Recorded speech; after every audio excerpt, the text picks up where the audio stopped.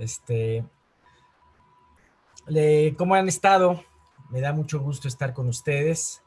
Déjenme terminar de preparar aquí todo lo que es mi escrito.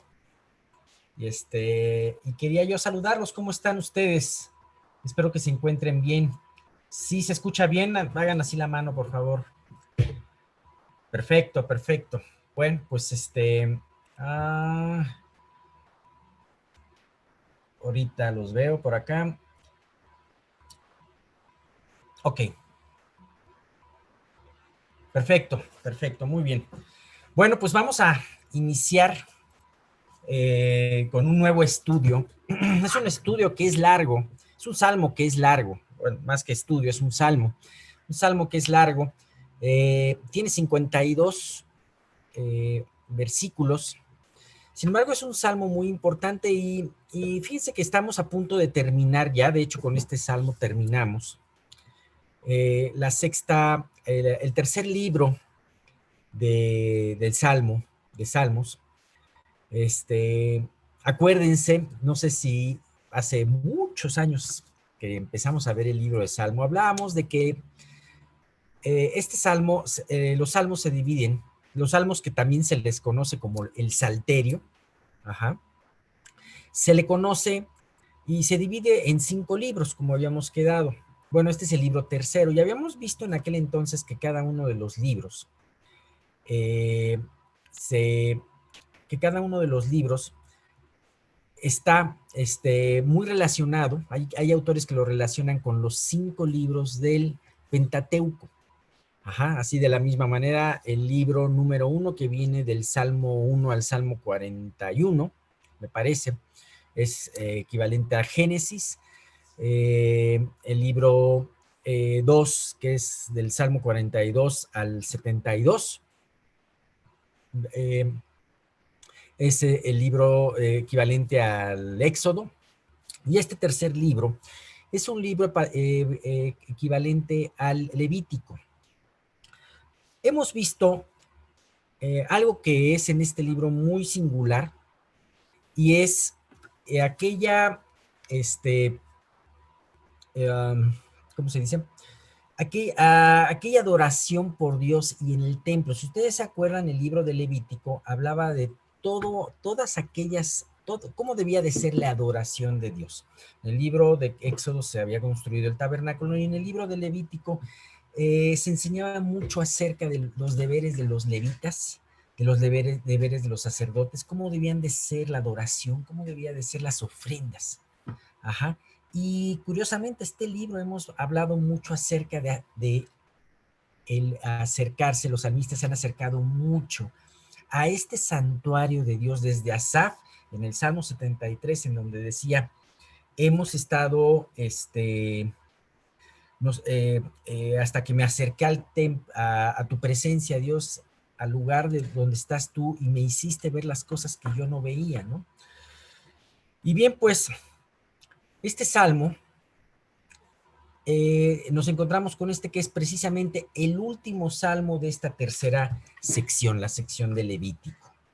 Bien, vamos a comenzar con una oración para que Dios nos guíe y no dé tantas vueltas yo en mi hablar. Padre, te damos muchísimas gracias porque podemos comenzar este salmo. Gracias, Padre, porque tú tuviste a bien que yo lo pudiera preparar. Me diste la gracia para poderlo hacer. Y yo quiero suplicarte, Padre, que las enseñanzas que tú traigas, Señor, impacten nuestros corazones, incluyendo el mío, Señor. Padre, como lo has estado haciendo en este salmo.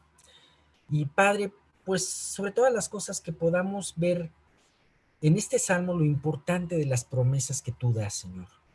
Es un salmo hermoso, sin duda alguna.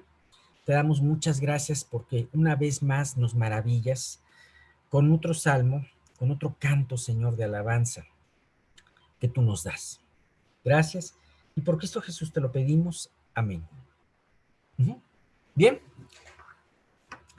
Este salmo tiene 2 cosas y especialmente vamos a ver que este salmo es muy distinto al salmo anterior, el salmo 88. Ustedes se acordarán de que el salmo 88 Fue un salmo muy oscuro, un salmo en donde el salmista hablaba de un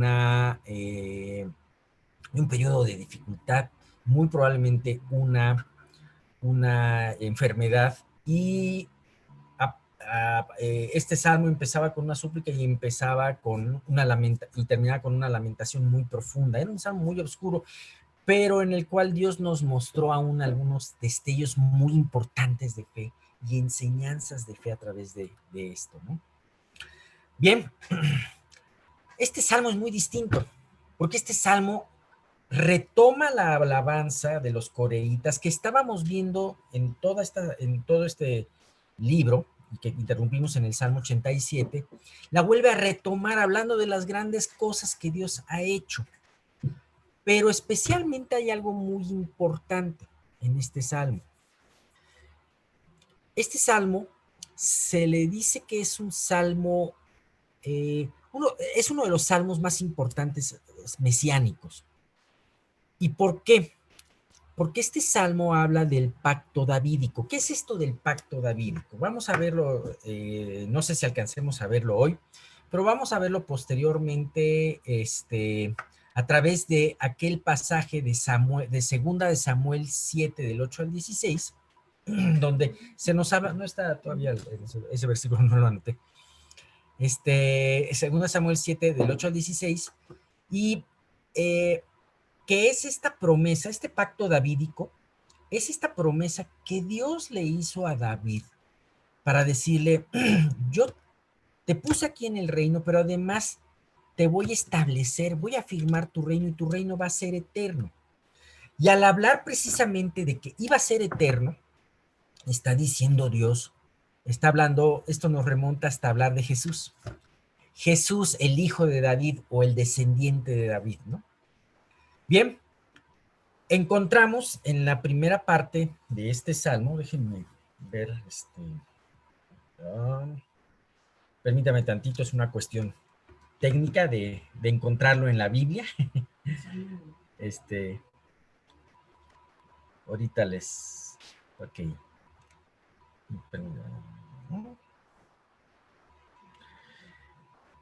vamos a ver cuál es el principio, qué es lo primero que dice el salmo. Ajá, como introducción, acuérdense que, gracias, Sam. Pero es en, ok. Pónmela en la Reina Valera, ¿no? Por favor. Acuérdense que siempre leemos aquí en los Salmos lo que es por ahí decirle, por así decirlo, lo que es la dedicatoria, ¿no? Ajá. Aquí nos habla que es un masquil de Etán Esraíta. Ajá, un masquil. Definitivamente, al ser un salmo masquil o instructivo, este salmo nos va a llevar paso a paso a entender este magnífico pacto davídico. Ajá, este pacto de Dios con David. Y cómo Dios lo fue cumpliendo y lo irá cumpliendo a través de los tiempos. Ajá. Y nos muestra, este salmo nos habla de una verdad muy importante que fue en la vida de David y también puede ser en nuestra vida. Esta verdad se encuentra en segunda de Timoteo 2:13. Les recordaré que si ustedes en el Zoom ponen en la parte que dice chat del grupo, ahí van a poder ver sin buscarlos los versículos que vamos a estar diciendo, excepto los del Salmo, que esos yo sé que los tienen ustedes, ¿no? Bien, este versículo nos dice,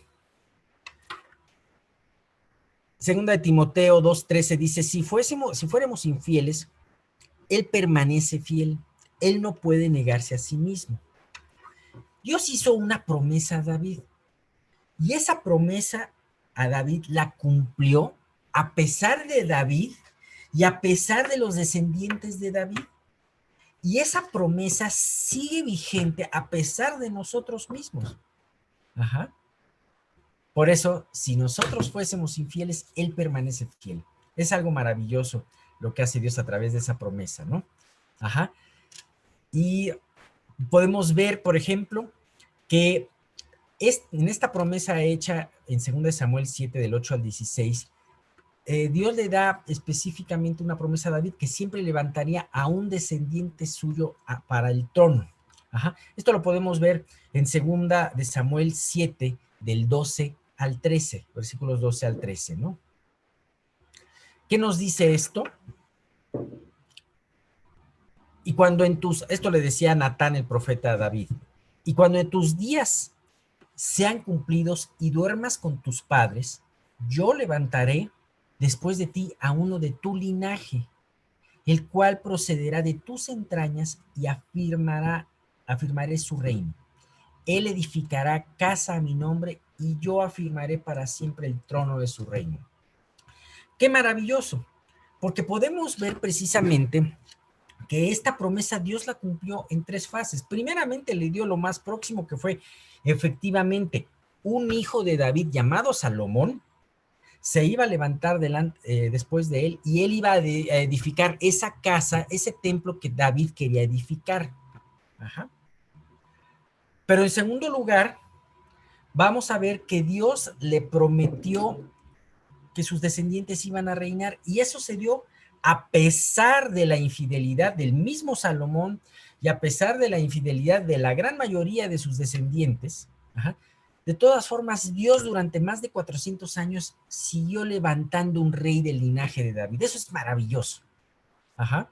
Y ustedes pueden ver en el libro de Reyes y en Segunda de Crónicas cómo Dios levantaba un rey y de repente el rey de Judá, me refiero al reino del sur, el rey de Judá, cómo Dios levantaba un rey y a pesar de que el rey vivía mal, ajá, pero de todas formas siempre levantó lámpara a David por amor a David, siempre levantó un descendiente que reinara por amor a David. Vean si no Dios es fiel, ¿no?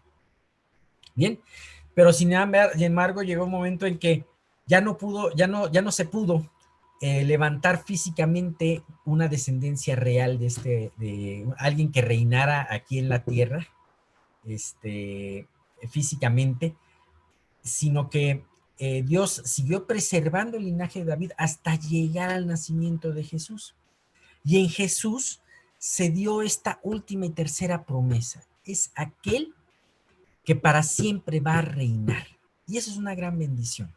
Y esta promesa aún todavía no llega a su plenitud. Sabemos que cuando Jesús reine en la tierra es cuando va finalmente a tener como plenitud esta promesa, ¿no? Bien, así que es un salmo masquil muy instructivo por todo eso, ¿no? Y en cuanto vamos a hablar ahora del autor, Etán Esraíta o Etán, hijo de Zera. En la Biblia hay varias personas, varios hombres con este nombre. Y sin embargo, por el mismo contenido del Salmo, lo más probable es que sea un hombre contemporáneo a David y a Salomón, que además era un hombre muy sabio, ¿no? De esto nos da referencia Primera de Reyes, capítulo 4, versículos 30 al 31. ¿Qué nos dice? Esta misma referencia, cabe decir que esta misma referencia la usé cuando hablé en el pasado salmo de Emán. Ajá. Y vamos a ver qué es lo que dice. Primera de Reyes 4, del 30 al 31 dice, era mayor la sabiduría de Salomón que la de todos los orientales y que de toda la sabiduría de los egipcios. Aún fue más sabio que todos los hombres, más que Etán Esraíta y que Emán, Calcol y Darda, hijos de Maol, y fue conocido entre todas las naciones de alrededor. Bien, aunque este último versículo hace referencia y alaba hace sobresaliente la sabiduría de Salomón, sin embargo, Etán Esraíta habla de esto como un hombre de los más sabios de este momento. ¿Sabes qué? Este hombre, como da testimonio los dos siguientes versículos que vamos a ver, este hombre fue contemporáneo de David, vemos que fue contemporáneo de Salomón y muy probablemente llegó a sobrevivir hasta el tiempo de Roboam. ¿Por qué digo esto?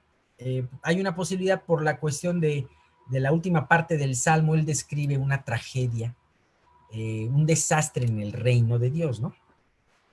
Bien, vamos a ver, este Etán fue junto con Emán y junto con Asaf, fue escogido como uno de los, uno de las personas que le iban a dar alabanza, iban a ser también director de coro de alabanza en aquel entonces, ¿no? Para los servicios que tenían primeramente en el tabernáculo y después en el templo. Vamos a referirnos a Primera de Crónicas 15:19. Dice, así Emán, Asaf y Etán, que eran cantores, sonaban címbalos de bronce. Como veíamos en el anterior salmo, Emán, Asaf, lo hemos estado viendo salmos de este hombre, y ahora Etán, los tres eran levitas. Ajá. Y entonces eran cantores y tenían este privilegio de ser aquellos que podían traer la alabanza, que podían dirigir, mejor dicho, la alabanza, y se les permitió inclusive ser inspirados para poder dejar parte de sus alabanzas escritas en la Biblia, ¿no? Curiosamente, se piensa que Etán, israelita, también probablemente se le conoce como el nombre de Jedutún. Jedutún lo vemos en algunos salmos y en algunas partes de la Biblia. Segunda de Crónicas 5:12 nos dice, y los levitas cantores, Asaf, todos los de Asaf, los de Emán y los de Jedutún, ajá, ahí es donde se hace la relación de Etán con Jedutún, juntamente con sus hijos y sus hermanos, vestidos de lino fino, estaban con címbalos y salterios y arpas al oriente del altar, y con ellos 120 sacerdotes que tocaban las trompetas. ¿Qué les tocaba a estos cantores para alabar? Les tocaba cantar y tocar estos instrumentos como címbalos y trompetas. Entonces podemos ver que muy probablemente Jedutún, del que habla en Segunda de Crónicas, es el mismo que es Etán en Primera de Crónicas. Bien.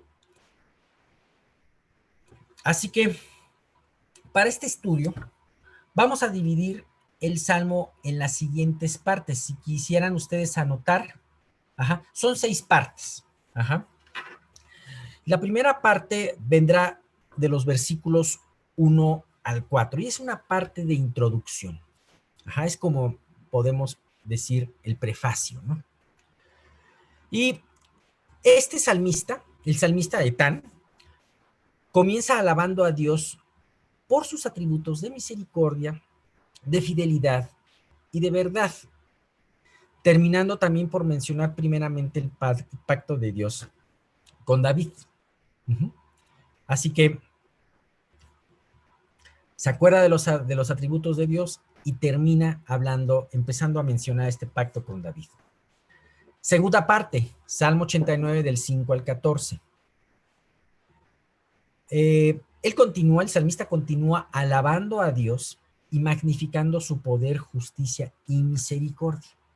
En esto vamos a encontrar la siguiente vez que veamos estos versículos. El Salmo mismo 89, pero ahora del versículos 15 al 18. El alabar a Dios y magnificar en su poder lleva al salmista a anunciar al pueblo de Israel el magnífico privilegio de tener a Dios como objeto de su alabanza. Hay un versículo que me encanta ahí, que dice, bienaventurado el pueblo que te alaba. Habla también de otros atributos de Dios y de su bendición para su pueblo.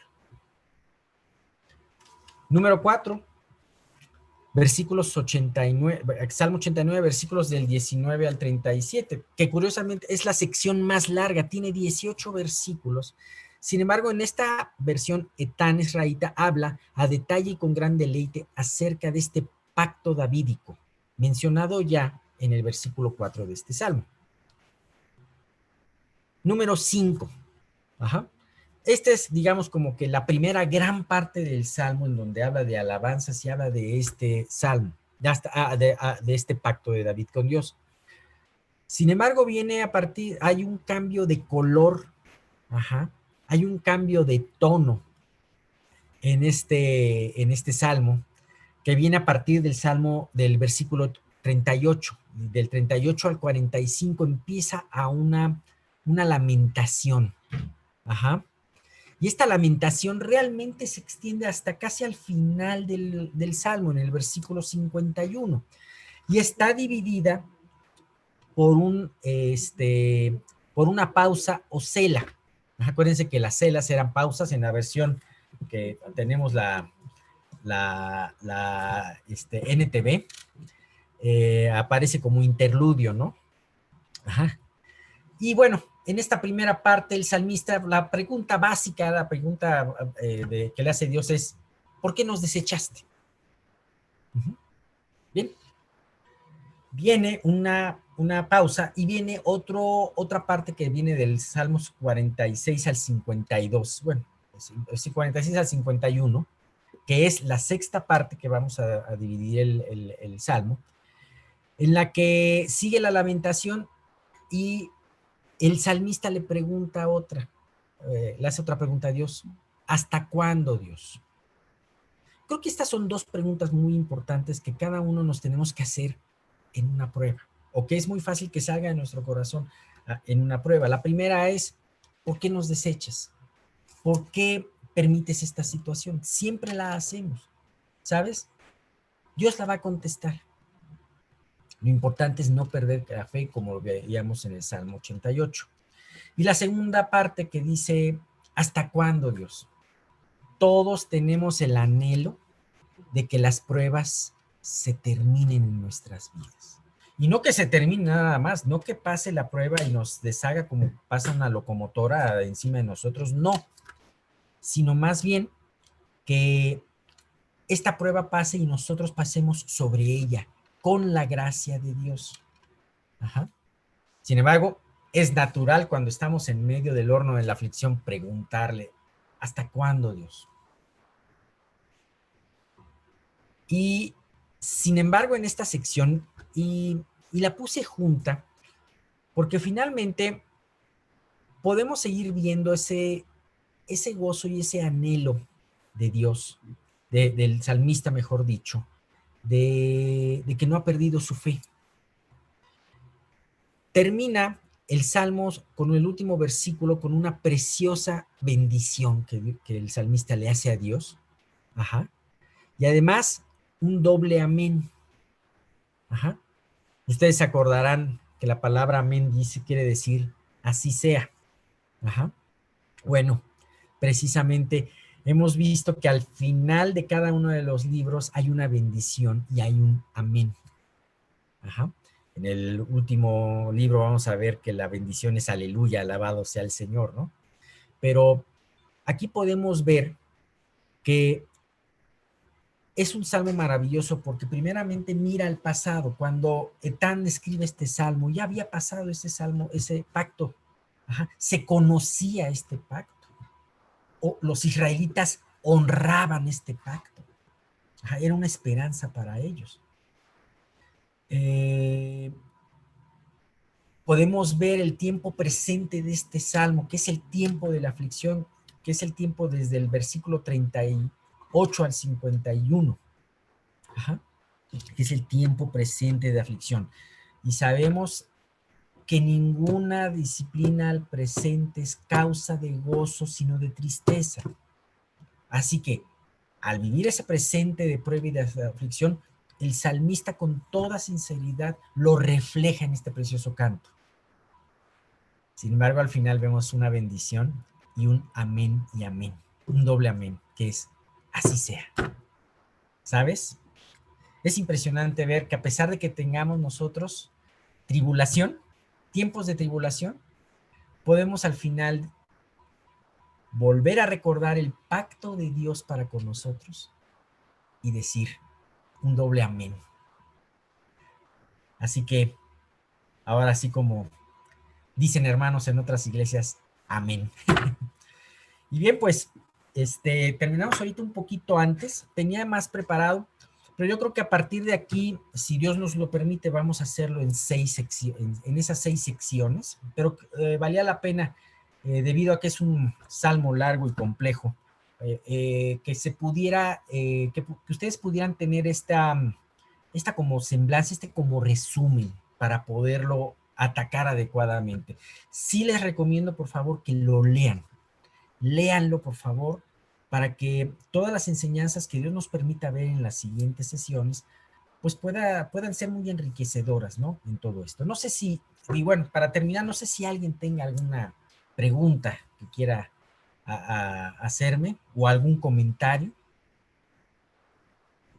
Pueden decirlo a través del micrófono o pueden decirlo a través de del chat, escribirlo a través del chat. Sí les pido que no se amontonen como en Chilpancingo en la tienda.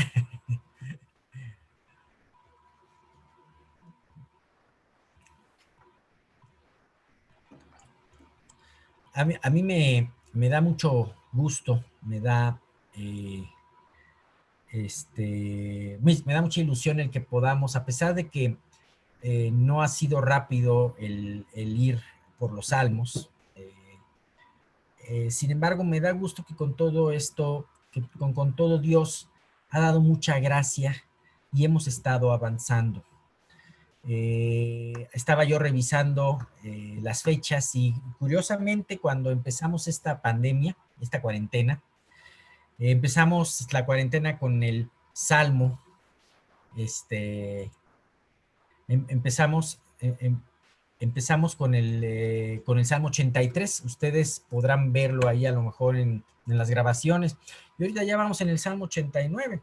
Bueno, la pandemia, la cuarentena ha sido larga, sí, pero gracias a Dios que no nos ha mantenido ociosos, sino que hemos podido avanzar en todas estas enseñanzas. Dice, excelente estructura del Salmo que nos compartiste.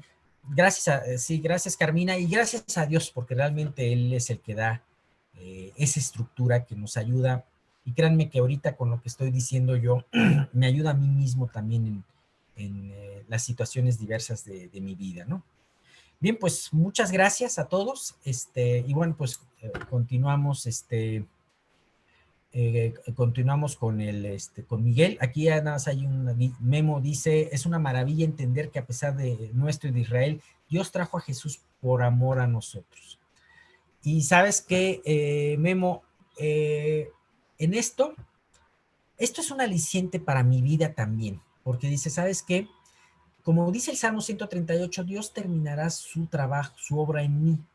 Y esto realmente es una promesa que me llena de tranquilidad, porque dices, bueno, yo no quiero regarla, no quiero hacer cosas equivocadas, no quiero, pero seguramente las voy a hacer, pero tengo un Dios todopoderoso que va a estar corrigiendo mi camino. Y eso es algo muy importante. Gracias por el comentario. Y bueno, pues continuamos con Miguel y que Dios siga guiando esta reunión. Gracias, Alex. Pues miren, como les dije la vez pasada, hoy vamos a iniciar un nuevo estudio, el cual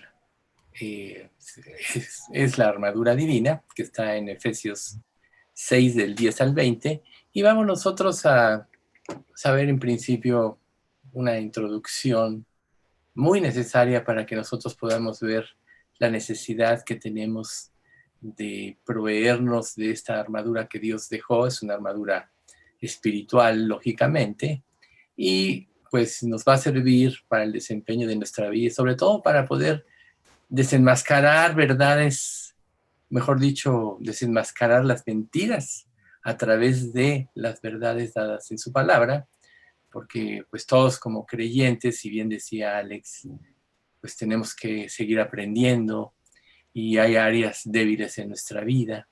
Sin embargo, para que nosotros podamos tener una comprensión más profunda, pues tenemos que saber que Dios nos ha dejado elementos espirituales, así como su reino es espiritual, para que nosotros podamos vencer a Satanás y sus ángeles y todas las insidias que él hace para poder tratar de frustrar la obra de Dios, aunque sabemos que nunca lo va a poder hacer, pero los ataques son reales para una iglesia, para la vida de cada creyente, y tenemos que estar definitivamente bien equipados.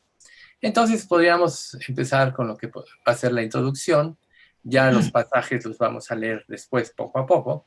Están, reitero, repito, en Efesios del 6 al 20.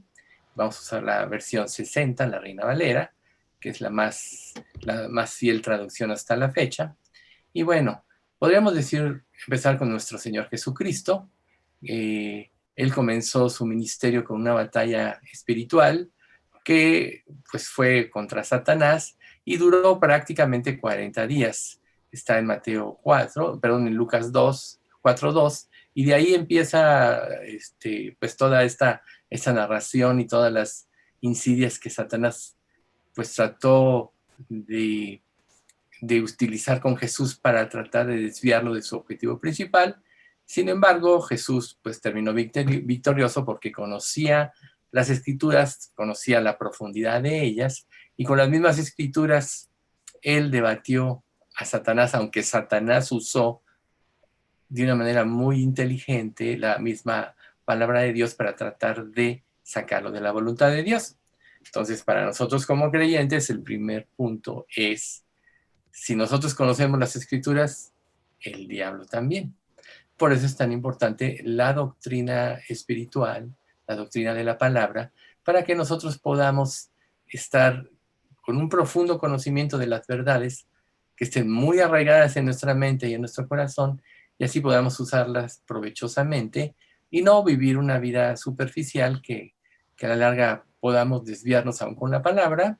Yo conozco muchos creyentes que con la misma palabra se han desviado por no conocer el sentido espiritual profundo de ella. Y pues todos vamos siempre a aprender de ella porque la palabra es infinita y en cada estudio Dios nos hará revelaciones. Nosotros podemos ver en el ministerio de Jesús, que duró 3 años, cómo él insistió a lo largo de todo su ministerio y todavía al último arremetió contra Jesús en el huerto de Getsemaní con tal ímpetu que Jesús llegó a sudar gotas de sangre, como lo dice Lucas 22:44. Entonces, estos dos hechos nos enseñan que la batalla no se hace más fácil en la medida que crecemos espiritualmente, sino que al contrario, Satanás intensificará sus estrategias, sus esfuerzos para poder frustrar el ministerio de aquellos que continúan sirviendo al Señor de una manera efectiva. Dicho en otras palabras, mientras más te consagres, mientras más te vayas santificando y mientras más sirvas al Señor, los ataques serán más intensos. Pero nunca olvidemos que Dios derramará siempre su gracia y derramará más gracia y gracia sobre gracia para que nosotros salgamos adelante siempre y cuando estemos constantemente dependiendo de Él. Entonces, si nosotros vamos creciendo, nos vamos haciendo más fuertes, el Espíritu Santo, como dice en Efesios capítulo 3, fortalece nuestro ser interior para que podamos nosotros resistir los ataques del diablo. Entonces, si el Señor nos otorga, por ejemplo, dominio en ciertas áreas y vamos nosotros teniendo victorias en nuestro avance, Satanás buscará atacar otras áreas que no estén tan fuertes para por ahí tratar de destruirnos o de desalentarnos en el servicio del Señor. Y si nosotros no estamos preparados, si no tenemos en mente la palabra de Dios, seguramente vamos a sucumbir ante esos ataques y nuestro ministerio decaerá. Pero si nosotros somos fieles y somos fieles al servicio que le prestamos al Señor, claro que traerá dificultades y oposiciones especiales, pero siempre dependiendo del Señor, saldremos adelante. Ahora, cuando un creyente, por ejemplo, deja de tener luchas en este mundo contra su naturaleza humana, contra Satanás y contra pues toda este sistema de pensamiento, quiere decir que ha caído en un pecado de complacencia. Mientras tú vivas para Cristo, siempre habrá luchas. Mientras más crezcas, habrá más luchas. Pero si tú, por ejemplo, ves tu vida y no tienes ningún tipo de lucha, eso es una evidencia de que estás en un pecado de complacencia, lo cual quiere decir que te adaptas a cualquier situación y no es perceptible tu cristianismo ante las personas que te rodean y tú debes de considerarlo con mucha atención. Un creyente, por otro lado, que no tiene conflictos, es un creyente que ha retrocedido en la batalla espiritual diaria. Recuerden lo que dice 2 de Timoteo 2:13, todo el que quiera vivir piadosamente en Cristo Jesús padecerá persecución. Por tanto, si no estás tú padeciendo persecución, si tu vida no causa convicción a las personas que están a tu alrededor, quiere decir que ya no estás en las filas del servicio y que has dejado tu puesto.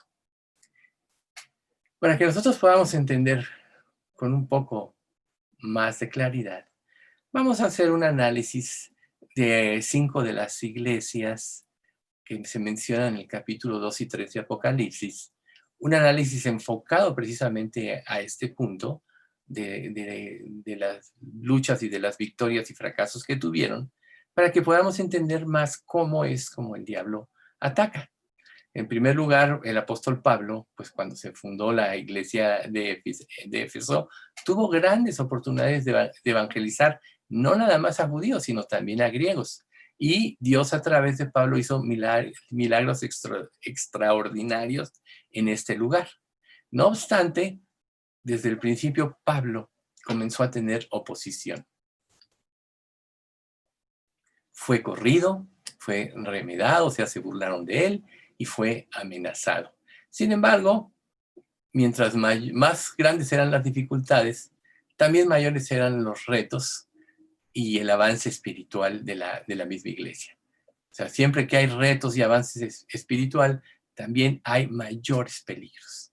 Entonces, si nosotros no vamos creciendo en el carácter de Cristo, en fortaleza interna espiritual, no vamos a soportar este tipo de retos. Muchos pastores y obreros son dejados atender la iglesia o su trabajo cuando comienzan a ponerse las cosas difíciles, cuando empiezan a experimentar oposición.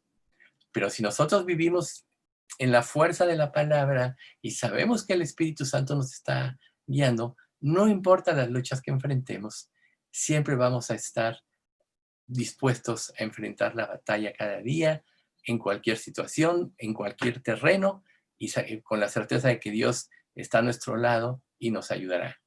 Entonces, cuando la obra de Dios se realiza en función de un esfuerzo genuino, Satanás no va a dejar de oponerse y no va a dejar de atacar. Nosotros vemos a lo largo del ministerio de la vida de Jesús cómo atacó en diferentes formas. Y claro, la Biblia no nos menciona todas las formas, pero sí algunas, como después de la transfiguración, cuando Pedro lo reconoce como Jesús, vemos como el mismo Pedro, cuando él empieza a decir que el Hijo del Hombre tiene que padecer, le dice, nunca tal te acontezca. Y Jesús, viendo la influencia de Satanás tras la vida de Pedro, quien tenía la idea de un reino terrenal que los iba a liberar de los romanos, le dijo, quítate delante de mí, Satanás, porque me eres tropiezo, porque no pones la mira en las cosas de Dios, sino la de los hombres. Entonces ahí nosotros vemos cómo Jesús fue atacado y fue atacado una y otra vez.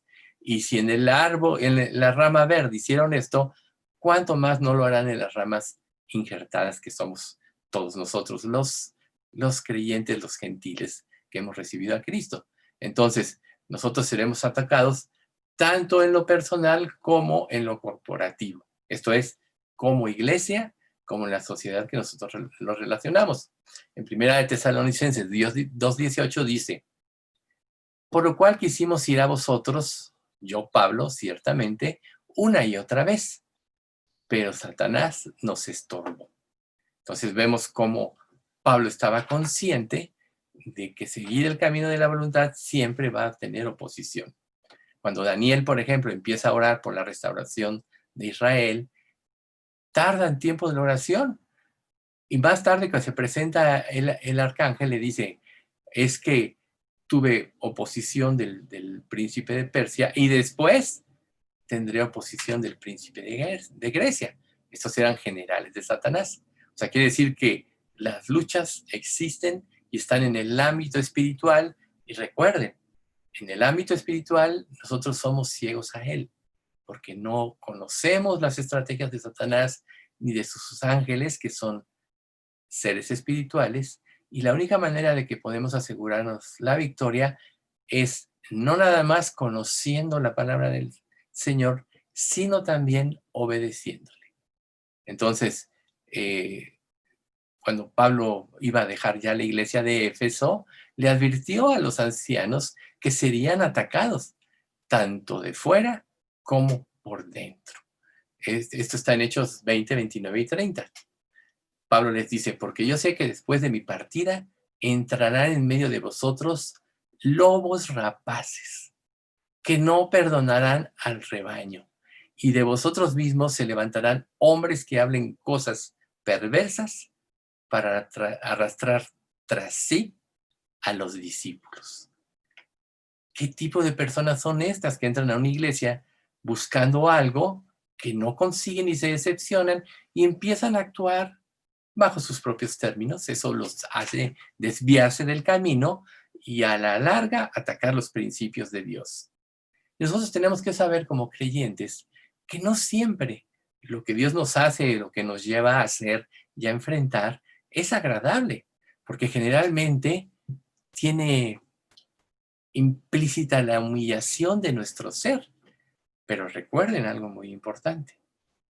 Mientras más dificultad nos cuesta reconocer nuestros errores y aún obedecer a Dios y a su palabra, es una evidencia de que más grande es nuestro orgullo. Entonces, el mal empieza muchas veces cuando nosotros conocemos un precepto de Dios, conocemos una instrucción que se nos da y no la obedecemos, sino que seguimos lo que nosotros queremos. Eso implica rebeldía que a la larga nos va a hacer desviarnos. Entonces, recuerden ustedes que en las cartas a las iglesias, la primera que estuvo, a la que fue dirigida fue a Éfeso, ¿sí? Y ahí podemos entender la manera como Satanás ataca a la iglesia. Estas 7 iglesias fueron prototipos de las iglesias de aquel tiempo y de las iglesias a lo largo de los siglos. Por tanto, nosotros siempre vamos a encuadrar en algunas de las reprensiones que Dios hace o de los reproches, porque siempre hay cosas que tenemos que arreglar en nuestra vida. Entonces, por ejemplo, Juan, cuando le es revelado el Apocalipsis y estas cartas a las iglesias, Jesús actúa como con un manto real, de realeza, sacerdotal y profético. Y así evalúa las iglesias. Y Jesús siempre evalúa las iglesias como nos evalúa a nosotros como creyentes. Entonces, tanto en lo individual como iglesia, nosotros tenemos que procurar vivir en los principios de la palabra. No importa que las personas no nos vean, no importa que aparentemente nuestras acciones no sean conocidas en ese momento, si hacemos las cosas para la gloria de Dios, si con un corazón sincero le buscamos, saldremos adelante. De estas 7 iglesias, solo hubo 2 que no tuvieron reproche, que fueron tanto la iglesia de Esmirna como la de Filadelfia, que fueron iglesias que vivieron en fidelidad todo el tiempo. Pero ellos sufrieron persecución en la evangelización. Pues cada persona que cumple el ministerio de Jesús es un agente evangelizador, es un soldado de Jesucristo. Entonces, si nosotros mantenemos la atención en Dios, la gente va a tener la atención en nosotros, aunque haya distractores o muchos ataques que nos hagan o pretendan desviarnos del camino. Entonces, si nosotros vivimos fielmente, seremos como la iglesia de Esmirna y de Filadelfia, la cual Dios no tenga reproche que hacer en nosotros. Pero para que se pueda hacer de esa manera, tenemos que ser fieles a los principios de la palabra y no nada más conocerlos, sino también vivirlos. Recuerden que el Señor dijo, no son los oidores de la ley los justos ante Dios, sino los que cumplen la ley, esos serán justificados. Hay muchos oidores, hay muchas personas que conocen la Biblia, que se memorizan muchos versículos, Pero si no obedecen, si no siguen fielmente los lineamientos de la palabra, no son justos ante Dios. Por eso es que tristemente, pues hay 5 cartas dirigidas de las 7 iglesias, recuerden 7 el número perfecto, que requieren una exhortación, ¿sí? Y Dios va teniendo un aumento progresivo en la severidad de las advertencias que le está dando, porque era seria su situación. Por ejemplo, los creyentes de Éfeso eran activos en buenas obras, eran perseverantes, eran intolerantes al pecado, se habían opuesto a las falsas enseñanzas y habían soportado con paciencia las penalidades a causa de la palabra. Pero habían dejado su primer amor. Recuerden ustedes que el amor es la base y el fundamento de todas las cosas, porque Dios es amor. Por eso el primero y segundo mandamientos están basados en el amor. Amarás al Señor tu Dios como a ti mismo. Amarás a tu prójimo como a ti mismo. Entonces, cuando una iglesia o una persona cumple todos los lineamientos de su vida cristiana, pero en él no hay amor, ya hay un fracaso, ¿sí?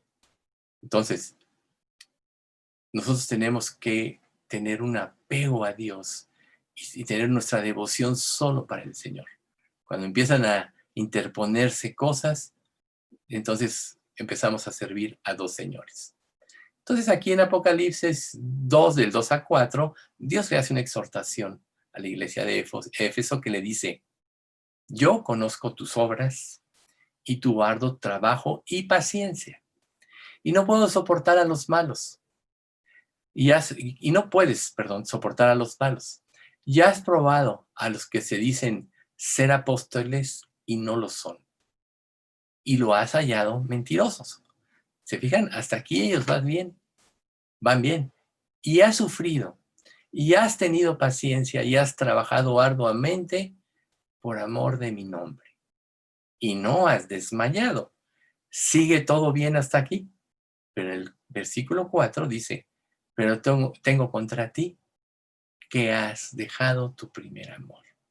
Entonces aquí la primera pregunta que tú te tienes que hacer como creyente es: a lo mejor estás satisfecho porque cumples todos los requisitos de los versículos 2 y 3, pero ¿realmente sigues amando? ¿Realmente estás haciendo todo lo que haces por amor al Señor, producido por la gratitud de lo que Él hizo por ti en la cruz? Estas personas de Éfeso, aunque vivían en una de las ciudades más corruptas del Imperio Romano, y que era un centro de idolatría pagana y de inmoralidad fragante, mantuvieron su fidelidad a la doctrina correcta y a las normas de la pureza moral.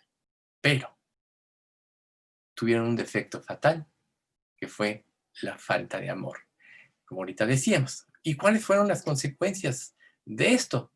Son prácticamente 3 consecuencias muy importantes que tú tienes que ver para tu propia vida.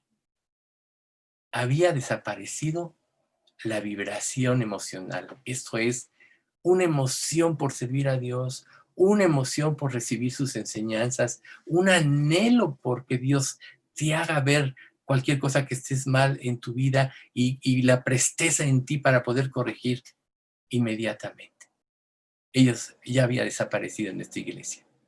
También el entusiasmo por las cosas de Dios había bajado.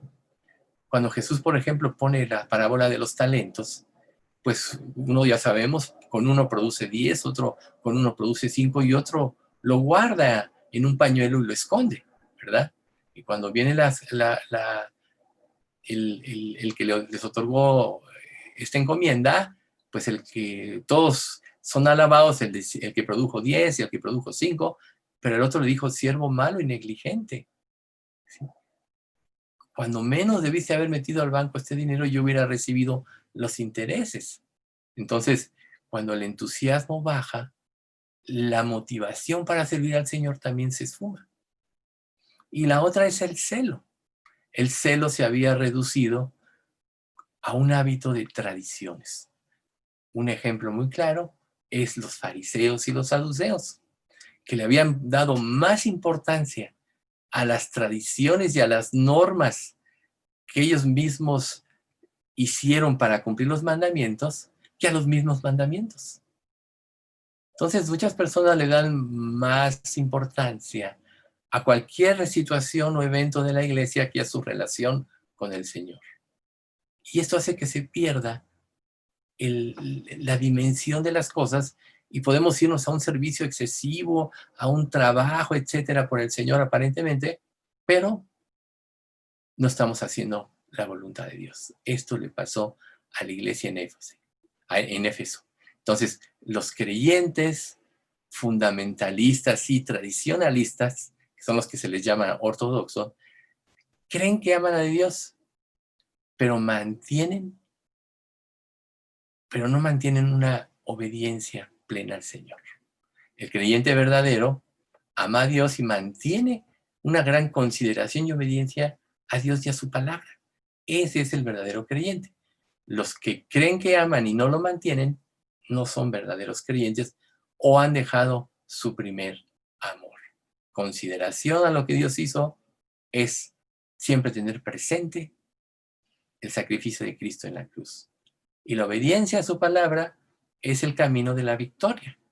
Salir de un grado, por más pequeña que sea la desviación, a la larga es una gran desviación. Y Jesús dijo, andarán dos juntos si no estuvieren de acuerdo. Por tanto, la única manera de poder estar de acuerdo con el Señor es seguir fielmente todos sus lineamientos. Por eso, en Primera de Juan 2:15 al 17, Jesús pues habla de que no amemos al mundo ni las cosas que están en el mundo. Y si alguno tiene ama al mundo, el amor del Padre no está en él. Entonces ahí está. Cuando amamos a Dios, seguimos sus lineamientos. Cuando dejamos de amar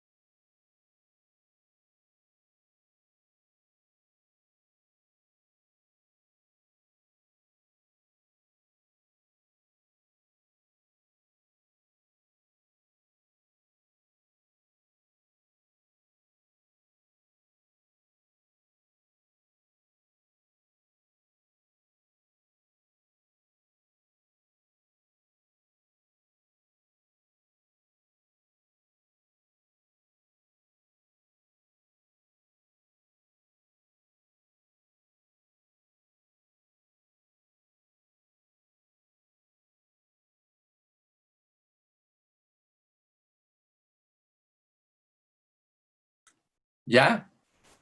¿Me escuchan? Ok. Entonces, bueno, vamos a volver a repetir.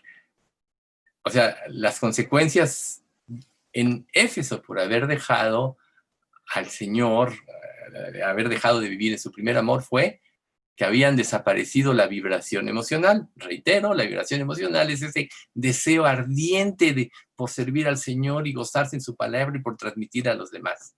El entusiasmo se había perdido, había bajado. Vivir para el Señor, una persona que vive en la plenitud del Señor, está dispuesta a dejarlo todo por el Señor. Y Dios es lo primero de lo primero, porque entiende que a través de Dios viene toda la vida espiritual y todo lo perfecto. Y el tercero, el celo se había reducido por las tradiciones, ¿sí? Y estamos dando el ejemplo de los fariseos, como ellos adicionaron una cantidad de leyes, de tradiciones para cumplir los mandamientos, y luego las tradiciones se convirtieron en algo más importante que los mandamientos de Dios. Entonces estábamos hablando de los creyentes fundamentalistas y tradicionalistas que les pasa esto, que no consideran la obediencia a la palabra y si se mantienen, pues solo de acuerdo a lo que ellos piensan y usan la palabra a su conveniencia. Entonces, acabamos diciendo, y ahí fue donde nos quedamos, que esto le pasó a Pedro, ya después de que el Señor había muerto y había ascendido, ¿cómo Jesús tiene que decirle en Juan capítulo 21, de versículos del 15 al 17, cómo Jesús tiene que decirle 3 veces, Pedro, ¿me amas? Le vuelve a decir, ¿me amas? Y Pedro a la tercera vez, Señor, tú sabes que te amo. Entonces le dice, apacienta mis corderos, apacienta mis ovejas. Y este es un punto muy importante. La teología de la moralidad de Pedro eran correctas, pero su corazón aún no poseía la devoción plena hacia Cristo. ¿Se dan cuenta? Tú puedes tener en tu mente una estructura correcta de todas las cosas, pero tu devoción plena hacia Cristo no es total. O sea, no es correcta. No es total, diría yo. Entonces, eso le pasó a Pedro. Por supuesto que más adelante Dios hizo un trabajo en él y Pedro, pues al final de cuentas, vivió para Cristo. Todavía tuvo que ser reprendido una vez por Pablo, según nos lo menciona el libro de los Gálatas, pero tenía un corazón para seguir a Cristo, pero Dios siguió trabajando en su vida, como está haciéndolo en ti y en mí. Nosotros, no importa si cometemos errores, si siempre vamos y arreglamos con el Señor, si siempre nos humillamos ante Él, el Señor nos va a dar siempre la gracia para seguir adelante y formar a Cristo en nosotros. Pero si tú conoces, no obedeces y no haces, por ejemplo, si un pastor te dice, tienes que hacer algo, y tú no lo haces, y te dice la razón y no obedeces, quiere decir que tú tienes tu propia doctrina. ¿De qué te sirve escuchar la palabra de Dios? ¿De qué te sirve estar en estos estudios si no estás dispuesto a obedecer las cosas mínimas? Y una de las cosas que a veces un pastor ve en una persona es un gran orgullo y le da una instrucción para que pueda corregir su orgullo, pueda batir su orgullo, pero su orgullo le gana, entonces dice, no, yo voy de todos modos a hacer lo que yo quiero. Y entonces solo está evidenciando que no tiene devoción al Señor porque no obedece. O sea, obedecer a Dios, y Dios puso pastores y maestros, y si un pastor y maestro te dice algo conforme a la palabra de Dios porque está viendo algo, tú tienes que considerarlo. Pero yo he visto también tristemente que a veces las personas buscan consejo y de todos modos acaban haciendo lo que quieren. Y me incluyo muchas veces yo también. Muchas veces Dios me muestra cosas a mí. Todos estamos en el mismo camino, pero la cuestión es cuál es tu actitud. ¿Sí? Para que tú vivas en sana doctrina, tienes que vivir una vida recta. Y ninguna acción es un sustituto para el amor. Por tanto, el que no ama, dice la Escritura, no ha conocido a Dios porque Dios es amor. Entonces, en Éfeso, las cosas se habían tornado frías y estériles porque estaban separadas del amor. La falta de amor no solo aflige al Señor, sino que da lugar a Satanás en la vida del creyente. Entonces, ¿cómo puedes tú obedecer un mandato de Dios si no crees en el amor de Dios? Ese es un punto muy importante. Desobedecemos porque realmente no estamos confiando en el amor de Dios. Porque si confiáramos, tendríamos obediencia inmediata, de buena gana y absoluta o total. ¿Sí? Entonces, cuando un creyente pierde el sentido de amor por el Señor, está al borde del desastre espiritual. Muchas personas que siguen su propia voluntad ya están en el desastre espiritual y no lo ven. ¿Ustedes creen que los fariseos y los saduceos en la época de Jesús estaban viendo el desastre espiritual en el que estaban cayendo? No nada más rompieron todas las leyes para condenar a Jesús, porque no los soportaban, porque los desenmascaraba y les hacía ver su pecado, sino que además cambiaron las cosas porque habían determinado en su corazón que muriera. Gracias a Dios, porque la muerte que Jesús iba a experimentar es lo que nos iba a dar a nosotros la vida. Pero en realidad, ellos rompieron las reglas. Fue juzgado en la casa de Caifás, cuando debía haber sido juzgado en el Sanedrín. Le acusaron de tomar el lugar de Dios, pero cambiaron el veredicto ante Pilatos, porque ellos no podían dar sentencia de muerte por un asunto religioso. Entonces le dijeron, se quiere hacer rey como César. Dijo que era rey y ponen en entredicho la autoridad de César. Por eso Pilato pues, lo condenó ante esa acusación. ¿Y ustedes creen que Pilato estaba exonerado? Él sabía que era inocente, pero quiso complacer al pueblo. Entonces muchas de esas cosas nos pasan a nosotros como creyentes y perdemos el sentido de la realidad porque no confiamos en el amor de Dios y estamos en el borde del desastre espiritual. ¿Y cuál es la consecuencia de esto? La deserción espiritual, que comienza con un simple olvido del gozo de aquellas primeras experiencias después de recibir la salvación. Recuerda, todos tuvimos el primer amor si realmente hemos sido salvos. Y en el primer amor, todo lo dabas por Cristo. Y a pesar de que no tenías doctrina, eras como una esponja que quería absorber la palabra del Señor. Y si hubieras podido leer, habías leído la Biblia en un día. ¿Y qué pasó? ¿Qué pasó con esta iglesia? ¿Qué puede pasar contigo? Se pierde el interés por el estudio bíblico. Se pierde el interés por la oración. Se pierde el interés por la adoración. Y pierdes la sensación permanente de pertenecer al Señor. ¿Te sientes inseguro? Hay la historia de un pastor que estaba en el lecho de muerte y al final de su vida él desobedeció, se desvió. Entonces manda llamar a uno de sus súbditos más leales y le dice, quiero que me hables del Señor, porque la verdad ahorita no estoy seguro de mi salvación. Y tuvo el discípulo que hablarle al pastor, porque seguramente había caído en alguno de estos problemas y estaba en desastre espiritual por alguna área de su vida que no quiso entregar. Y entonces, tú, si realmente quieres servir al Señor y ser aprobado, pregúntate, ¿qué está impidiendo en mi vida que yo viva en mi primer amor? Entonces, Cristo le tuvo que decir a la iglesia de Éfeso, en el capítulo 2 de Apocalipsis, versículo 5, primera parte, recuerda de dónde has caído. ¿Sí? Les está diciendo, recuerden cómo eran antes de que su amor se enfriara. En segundo lugar, la deserción espiritual siempre involucra pecado.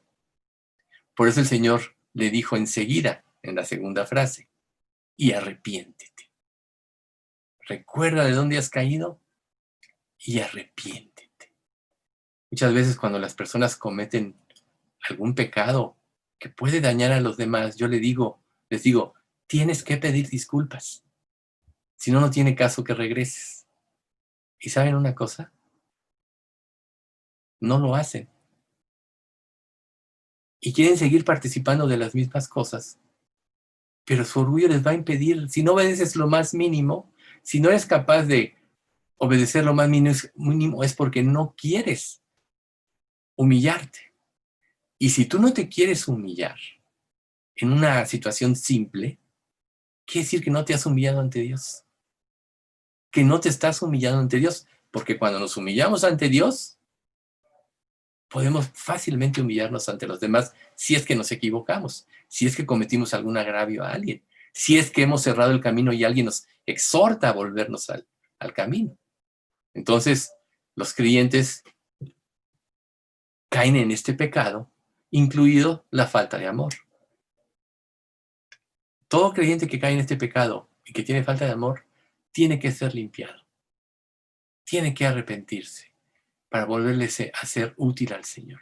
Si no, se irá apagando, y es lo que viene como tercera exhortación en este pasaje, que es que la deserción espiritual siempre involucra una reducción, no en la cualidad, sino en la cantidad del servicio cristiano. A la gente ya no le interesa servir, solo le interesa vivir para sí misma. Y esto le pasó a la iglesia de Éfeso. Entonces, en la tercera parte del pasaje dice, y haz las primeras obras, pues si no, vendré pronto a ti y quitaré de tu candelero de su lugar, si no te hubieres arrepentido. ¿Tú crees que tú puedes permanecer en comunión con el Señor o cualquiera de nosotros si no estamos constantemente humillándonos ante Él, pues cada día pecamos? Claro que no. Y cuando se agota la paciencia de Dios porque ella te dijo, recuerda de dónde has caído, ya no estás viviendo en esa calidez conmigo, arrepiéntete y vuélvete a las primeras obras, vuelve a mi amor que yo tuve por ti, que estuve dispuesto a dar mi vida por ti, dice Cristo, ¿no? Pero cuando tú no haces, Él dice, quitaré el candelero de su lugar, si no te hubieras arrepentido. ¿Ven qué importante? Muchas personas se fueron de nuestra iglesia porque yo les dije eso, tienes que arrepentirte. Y no quisieron arrepentirse. Y ahora ya no están. ¿Sí? Entonces, las iglesias que sirven al Señor, pero son carentes de amor, siempre están actuando según la carne. Sus realizaciones son según la carne y no según el Espíritu. Y aunque tengan apariencia de piedad, no son piadosas. El único servicio verdadero espiritual a Dios es en amor. De otra manera, no es un servicio eficaz. Es un servicio desviado. Entonces, el Señor le estaba diciendo a la iglesia, dicho en otras palabras, regresen al fuego de la fe. O sea, recuerden, el fuego representa la fe. Vuelvan a vivir por fe. Luego les dice, regresen a la única fuente de poder y ayuda, que es Dios, actuando a través de su Espíritu Santo, que está en nosotros. Luego les dice, vuélvanse a la palabra. Esto es, no voy a leer tantito para ya cumplir, sino, aunque leas poquito, lo que leas, buscarlo, leerlo de todo corazón, buscando la voluntad de Dios para acoplar tu vida a lo que Él te muestre. Vuélvanse a la oración. La oración, cuando no estamos viviendo espiritualmente, se torna vacía y árida. Y cuando estamos viviendo espiritualmente es un gozo verdadero.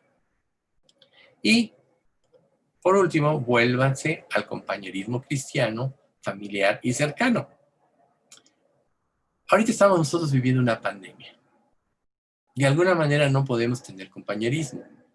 Yo veo que la mayoría que entran a este estudio se gozan, vernos, pues es mejor que un estudio como estábamos haciendo un poco antes, grabado nada más, ¿sí?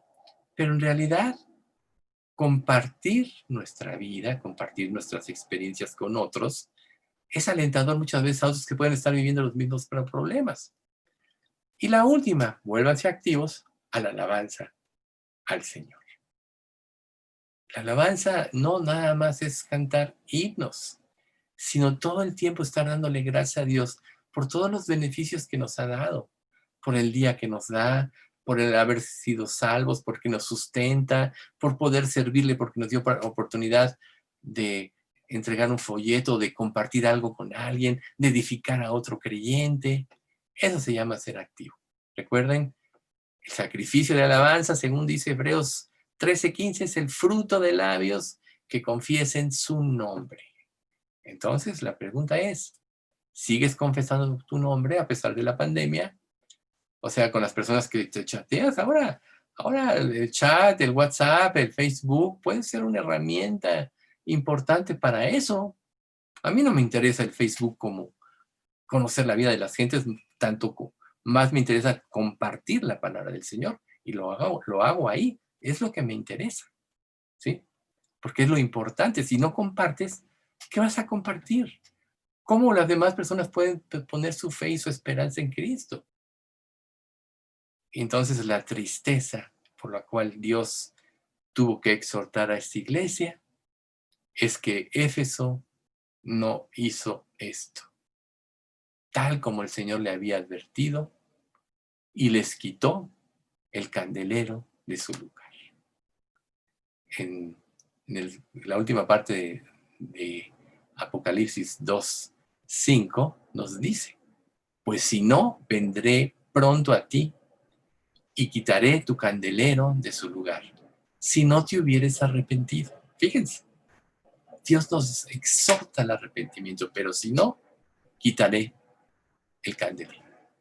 Entonces, esta iglesia, aunque era una iglesia servicial, evangelizadora y activo en buenas obras, en poco tiempo dejó de existir como tal. Qué tristeza, ¿verdad?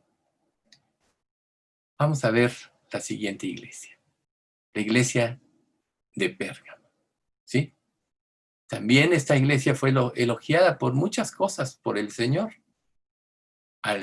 A pesar de vivir en un paganismo atroz en la ciudad donde ellos estaban, y de haber soportado persecución y el martirio de los líderes, de uno de los líderes principales, la iglesia no negó su fe. En Apocalipsis 2:13 nos dice, yo conozco tus obras y dónde moras, donde está el trono de Satanás. Pero retienes mi nombre y no has negado mi fe, ni aun en los días de Antipas, mi testigo fiel, fue muerto entre vosotros, donde mora Satanás. Ni aun en los días en que Antipas, mi testigo fiel, fue muerto, donde mora Satanás. Antipas era uno de los líderes. Pero miren, la ciudad de Pérgamo era una ciudad donde el culto al emperador romano era importante y la adoración a Zeus. Zeus era el cabecilla de todas las deidades mitológicas. Probablemente entonces el trono de Satanás se refería a su altar. Yo muchas veces me pregunté, ¿a qué se refería? Bueno, se refería al altar, a Zeus, ¿sí? La ciudad también tenía vínculos extremos con Eucalipto, el dios de la curación, cuyo símbolo en forma de serpiente aún se puede ver en ciertas insignias médicas. Ahora, es indiscutible que se hacían diversas curaciones por medio de actos sobrenaturales realizados por Satanás, ¿sí? Para tener a la gente comprometida en esta religión mentirosa. Recuerda, cuando Dios te sana, por ejemplo, llame a los ancianos de la iglesia, oren por él, ungiéndole con aceite, si viene la salud, tú le das gloria a Dios. Pero cuando hay algún tipo de sanidad por invocar a los poderes oscuros de Satanás, eso te provoca esclavitud. Por eso la gente estaba comprometida con esta religión mentirosa. Por tanto, ser cristiano en Pérgamo era difícil.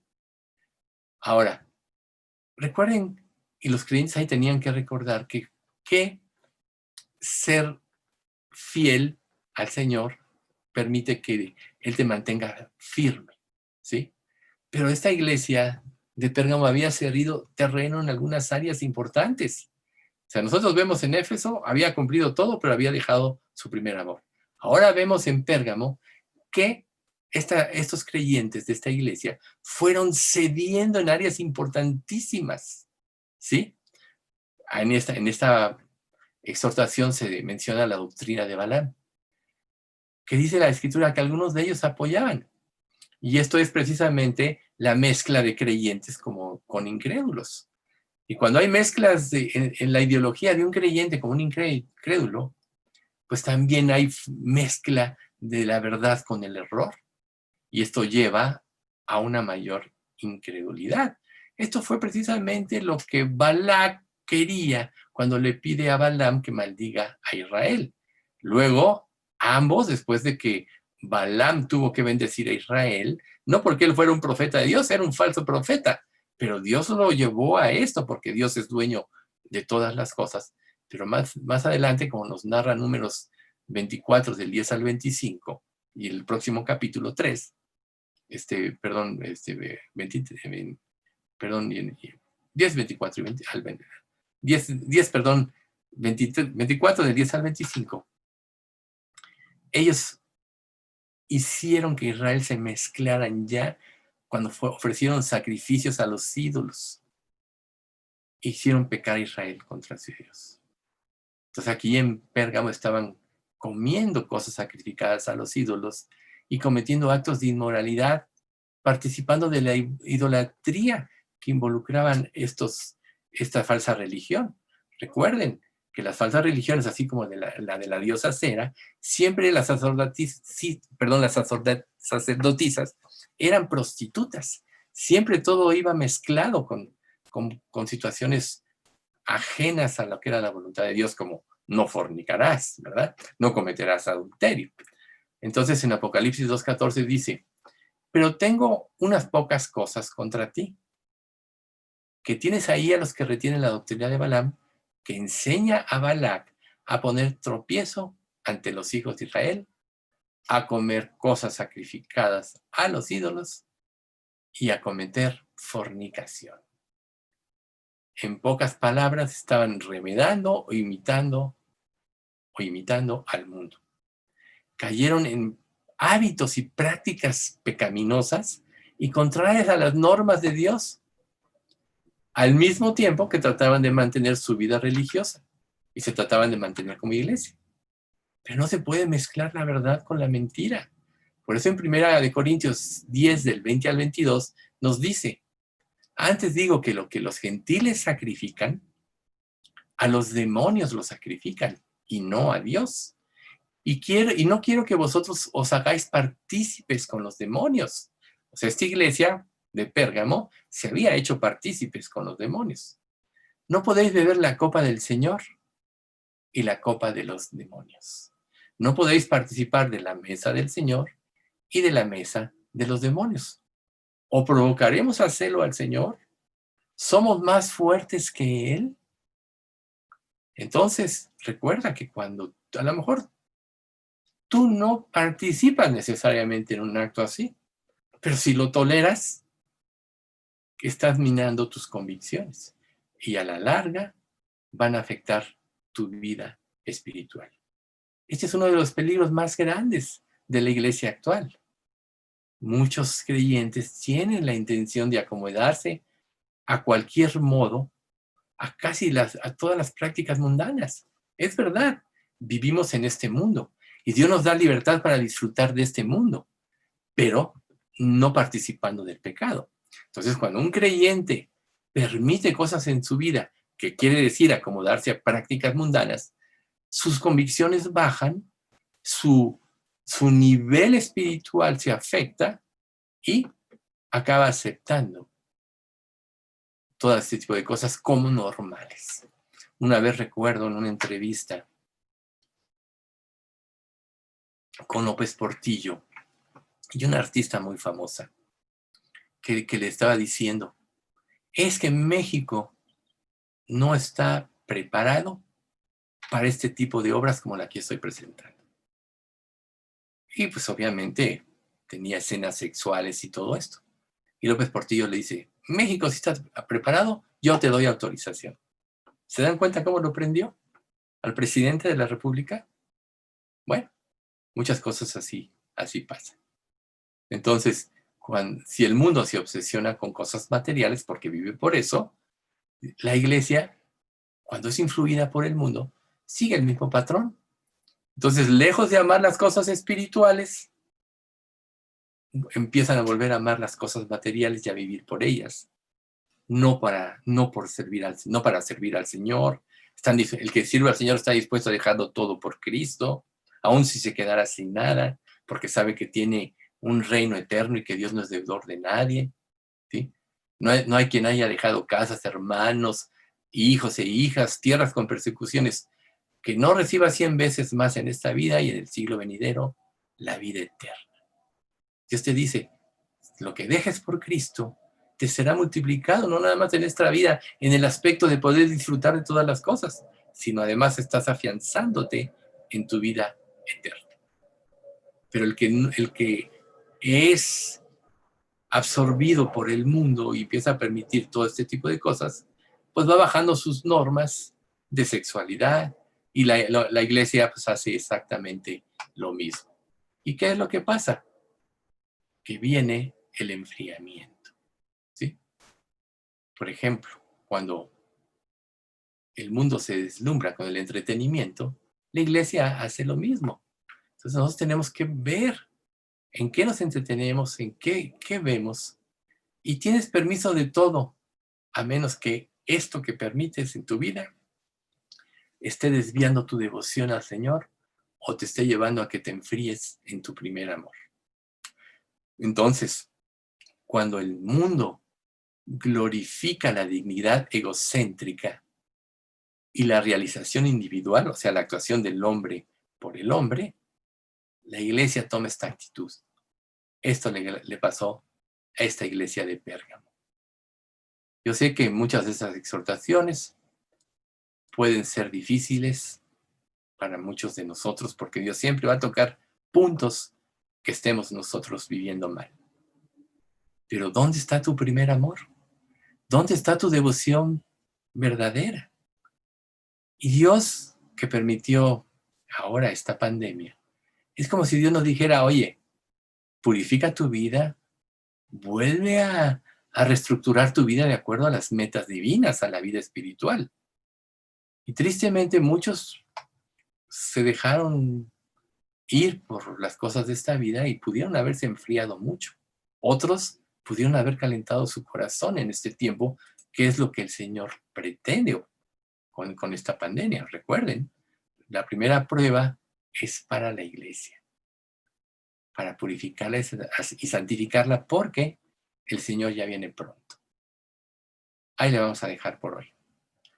La próxima vez vamos a continuar con las otras 3 iglesias que faltan, que prácticamente es la introducción, y luego ya vamos a entrar de lleno a la armadura divina, pero es necesario que nosotros conozcamos todas aquellas cosas que Dios le reprocha a estas 5 de 7 iglesias que no vivieron en plenitud para el Señor, para que nos identifiquemos o podamos identificar algún área de nuestra vida y corrijamos.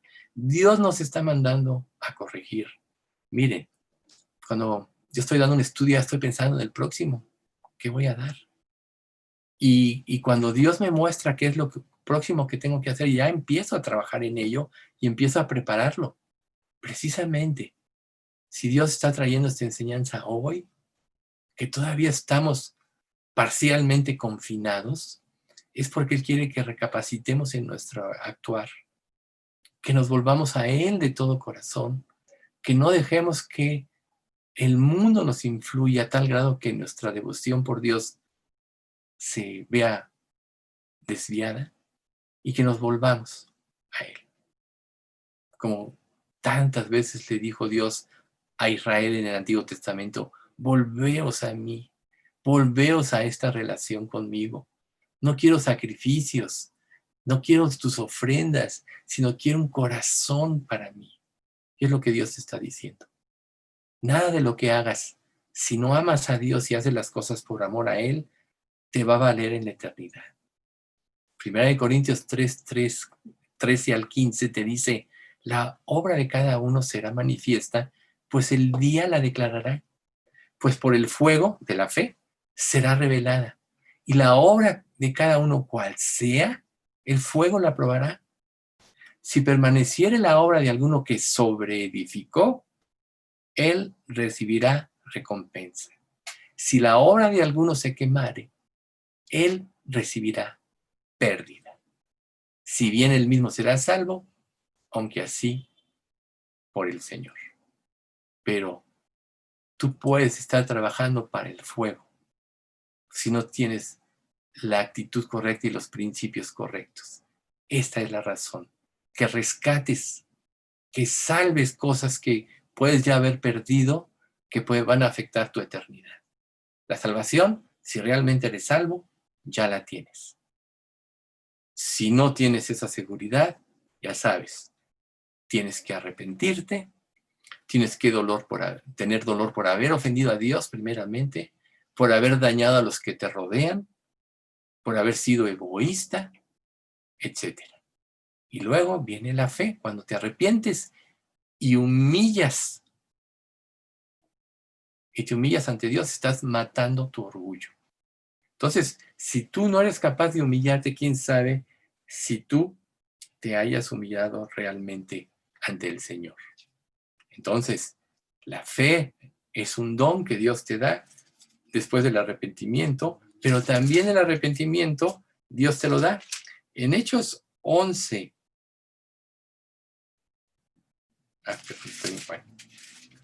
en Hechos 11:28, Dios nos habla de que también el arrepentimiento, 11:18, perdón, es un don, dice, entonces, oídas estas cosas, callaron y glorificaron a Dios diciendo, de manera que también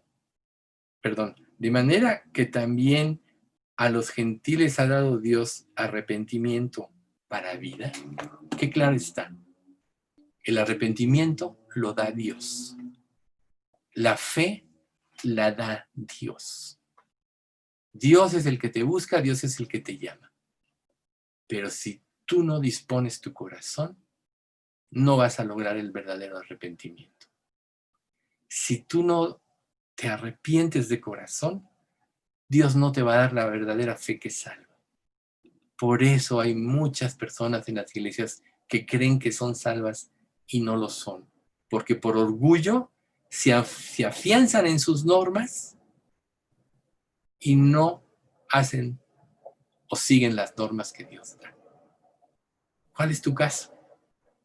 ¿Te crees salvo, pero no hay gozo, no hay obediencia, estás lleno de orgullo, no tienes interés por los demás, no anhelas la santidad y estás orando a Dios para que quite aquellas cosas que se oponen a la santidad? Quiere decir que no eres salvo, solo eres religioso. Y el fraude te lo estás haciendo a ti mismo, porque el día que venga el Señor, si tú no te has arrepentido, te vas a quedar. Y si ya te arrepentiste y eres hijo de Dios, Dios te está exhortando, purifica tus motivos, vive para mí, que tu gratitud sea lo que te lleve a tener una devoción correcta hacia mí y me puedas entregar tu vida sin reproche. La evidencia de que me crees y crees en mi amor es que obedezcas. Si no estás obedeciendo, entonces no crees en el amor de Dios. Entonces, ¿cómo puedes decir que amas a un Dios que no crees en Él? No puedes someterte a Él en lo que Él te dice. Recapacita. Vamos a dar gracias. Padre eterno, te damos muchas gracias por este estudio, Señor. Sabemos que tú lo estás trayendo en este tiempo para que corrijamos y maduremos en la fe y sobre todo nos afirmemos en amarte a ti por sobre todas las cosas.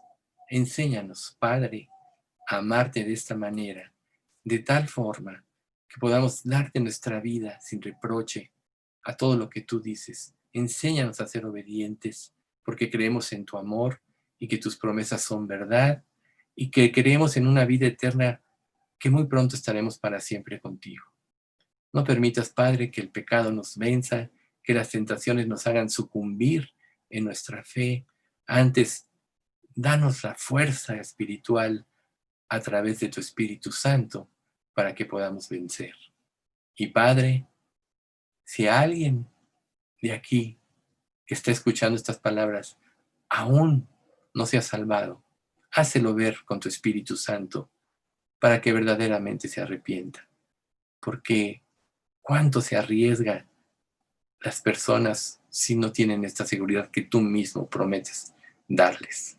Se arriesgan a un infierno eterno o a entrar a una tribulación donde lo que estamos viviendo no es nada en comparación a lo que vendrá. Ten piedad, Señor, y ten misericordia de todos los que oímos este estudio y afiánzanos en tu palabra, afírmanos en la fe. Te pedimos todo esto en nombre de nuestro Señor Jesucristo y que bendigas a nuestra iglesia y nos concedas que todos seamos salvos. Amén. Bien, pues no sé si haya alguna